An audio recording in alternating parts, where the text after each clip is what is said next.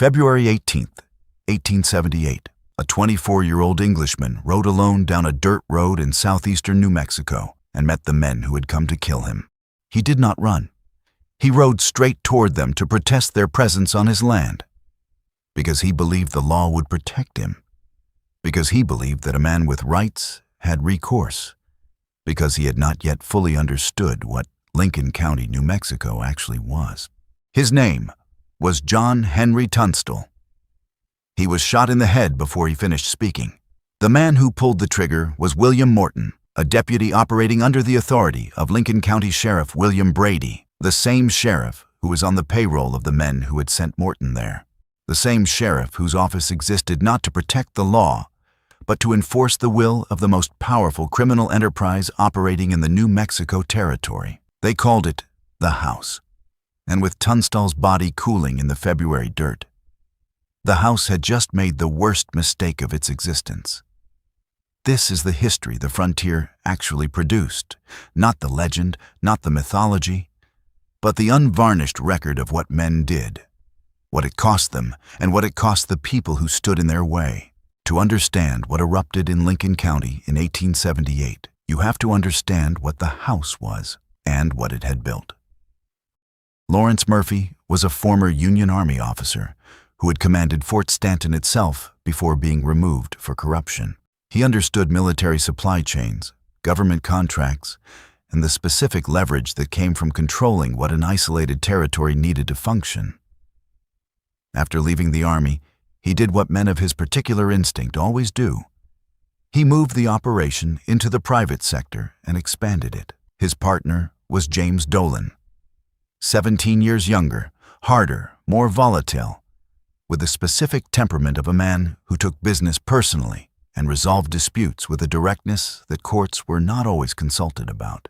Together, they built Murphy and Dolan Mercantile and Banking in the town of Lincoln. They secured government beef contracts to supply Fort Stanton and the Mescalero Apache Reservation.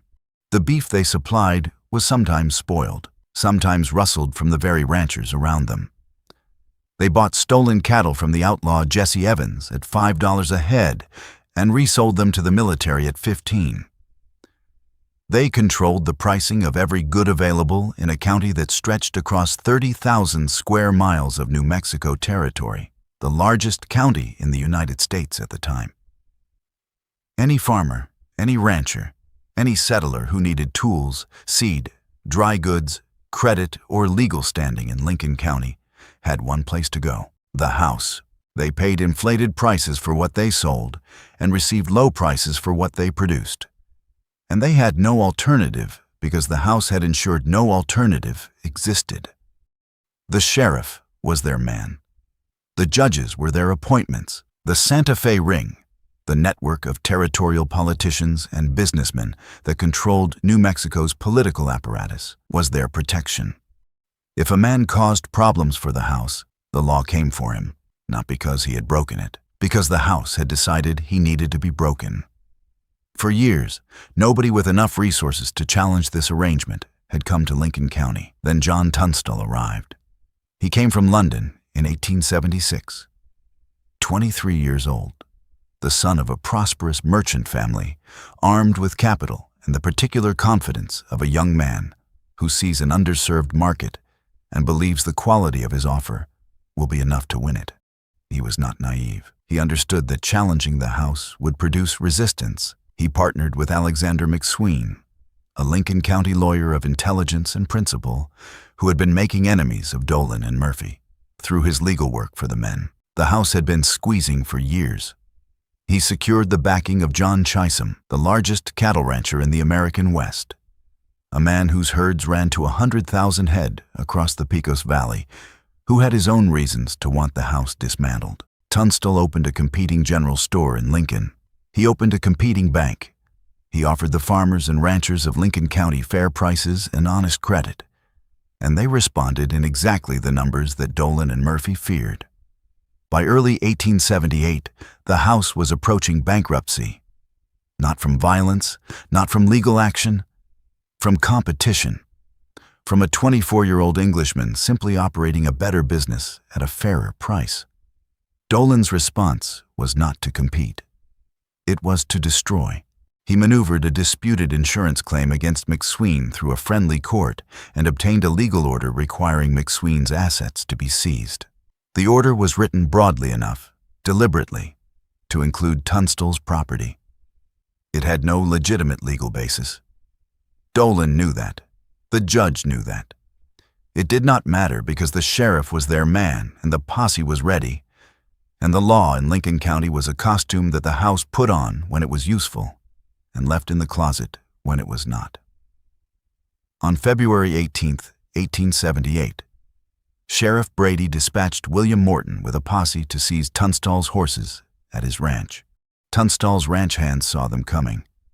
Billy the Kid, working cattle for Tunstall, 19 years old, having found in this Englishman the first employer he had ever encountered who treated him, in his own words, like he was freeborn, saw them coming and ran. The rest of the hands ran. Tunstall rode toward the posse to argue the law with men who had not come to argue.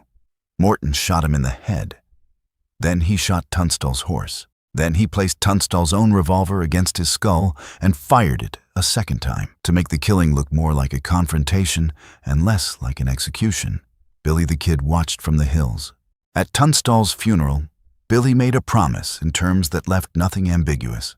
He swore to get every man who had helped kill Tunstall if it was the last thing he did.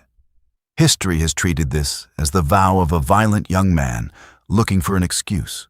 The more accurate reading is that it was the testimony of someone who had watched a man he respected, a man who had treated him with basic decency, which was rarer in his life than it should have been, shot in the head on a dirt road by men using the law as a murder weapon, and had concluded that the law was therefore not available to him as a recourse. He was not wrong. McSween, Chisholm, and the surviving Tunstall men organized the Lincoln County Regulators, formally deputized by the local justice of the peace, John Wilson, as a posse authorized to arrest the men responsible for Tunstall's murder. The legal authority was real, even if the power behind it was contested. The Regulators included Billy the Kid, Dick Brewer, Doc Skurlock, Charlie Boder, and a dozen other men who understood that what they were riding into was not a legal proceeding, but a war. The first blood came in March. The Regulators caught William Morton and Frank Baker, two of the men directly involved in Tunstall's killing. Morton, aware of what was coming, wrote a letter to a friend before his capture asking that it be made public if anything happened to him. It was made public. It did not save him. On March 9, 1878, Morton, Baker, and a regulator named William McCloskey, who tried to protect the prisoners, were shot dead along Blackwater Creek. The official account was that they had tried to escape. The honest account was that the Regulators had decided the Lincoln County court system was not going to deliver the outcome that Tunstall's murder required, and had acted accordingly. 3 weeks later, Billy and several Regulators hid in Tunstall's own store, while Sheriff Brady walked down Lincoln's main street. Brady was the man who had sent the posse that killed Tunstall. He was the instrument of Dolan's will, and had been since before the war began. On April 1, 1878, the Regulators opened fire from behind the gate of the Tunstall store. Brady was hit 6 times and died in the street. His deputy, George Hindman, died beside him. Billy walked out to retrieve a rifle he had left near Brady's body and was shot in the hip, nearly killed, saved by nothing more reliable than luck, which was a currency he would spend and replenish across the next 3 years until it finally ran out. The Regulators kept moving. On April 4th at Blazer's Mill, they cornered Buckshot Roberts, a tough, one-armed rifleman who had ridden with the Murphy-Dolan faction and who had been on the list of men involved in Tunstall's death. Roberts refused to surrender. What followed was a firefight that cost both sides heavily.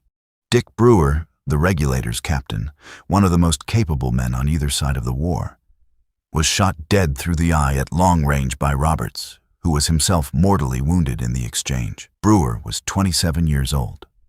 The Regulators had lost their best leader. Frank McNabb replaced him. McNabb was killed in an ambush on April 29th. The organization was losing the men it could least afford to lose. and Dolan was replenishing his forces through money and the continued backing of the territorial government. By summer, the war had reached a pitch that the territory could no longer contain quietly. Dolan's men rode in organized forces. The Regulators moved through the back country.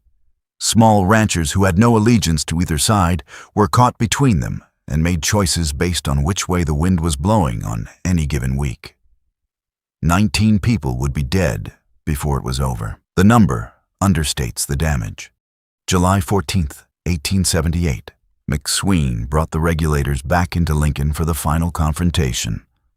41 men, including Billy, who took positions in McSween's house and in buildings along the main street. He had decided the time had come for one definitive test of strength. He did not fully account for what Dolan still had available to deploy. Sheriff George Pepin, Brady's replacement, equally owned by the House, surrounded the town with a force of over 150 men. For 3 days, both sides traded fire across Lincoln's main street. Neither could dislodge the other. The town became a battlefield, and the civilians who had not fled barricaded themselves inside whatever cover was available.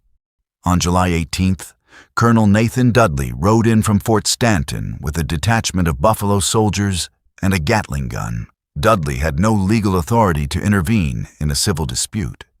He intervened anyway, positioning his soldiers and artillery in ways that left the Regulators without options while providing cover for Pepin's forces to tighten the siege. The Army had entered the Lincoln County War on behalf of the House.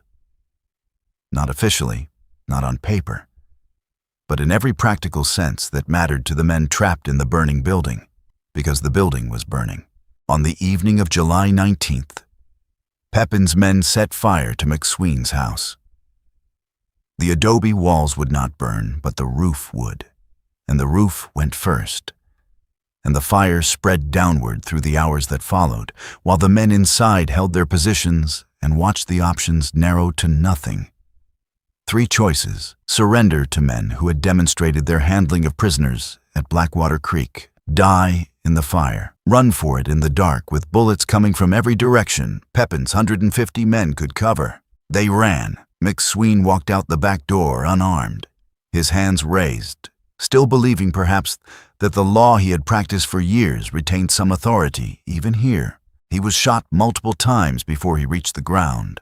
Bob Beckwith, who fired one of the shots that killed McSween, was himself killed in the same exchange. Billy, running hard through the dark with pistols in both hands and bullets close enough to hear, took Beckwith down as he cleared the yard. Billy the Kid escaped into the New Mexico night. He was the last man out of the burning building. Most of the accounts agree on that. He ran through a gauntlet that should have killed him and came out the other side, which was the specific, maddening quality that his enemies would contend with for 3 more years. The war ended, officially, with McSween dead and the Regulators scattered. Dolan had won. Then the consequences arrived. The carnage in Lincoln had made newspapers across the country. President Rutherford Hayes read the dispatches and removed Territorial Governor Samuel Axtell, a Santa Fe Ring appointee who had supported Dolan throughout, and replaced him with General Lew Wallace, a former Union commander who would later write the novel Ben-Hur while governing New Mexico. Wallace brought in federal troops. He offered amnesty on November 13, 1878, to all participants in the Lincoln County War not already under formal indictment. Billy the Kid was already under indictment for the murder of Sheriff Brady. The amnesty did not include him. The House did not survive the war it had started. Lawrence Murphy died of cancer in October 1878, before the amnesty was issued. Broke, discredited, his empire dissolved.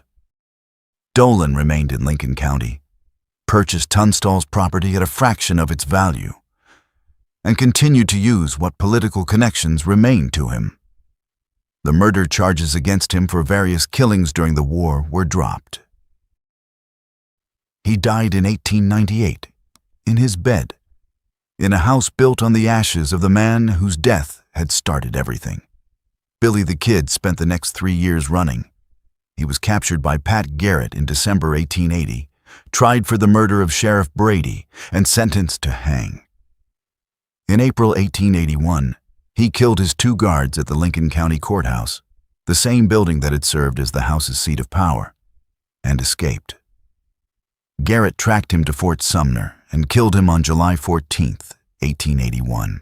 He was 21 years old, 19 documented dead, 1 county reduced to a battlefield, a territorial governor removed by the President of the United States, a corrupt political machine dismantled not by the law it had corrupted, not by the courts it had bought, but by the accumulating cost of a war that became too loud and too bloody to be managed from the drawing rooms of Santa Fe. John Tunstall is buried in the Lincoln County Cemetery. His store still stands on the main street of Lincoln, New Mexico, preserved exactly as it was on the day a posse came to take his horses and he rode toward them to argue the law. He believed the law would protect him. The law in Lincoln County was never his to call on. It belonged to the house, and the house burned down.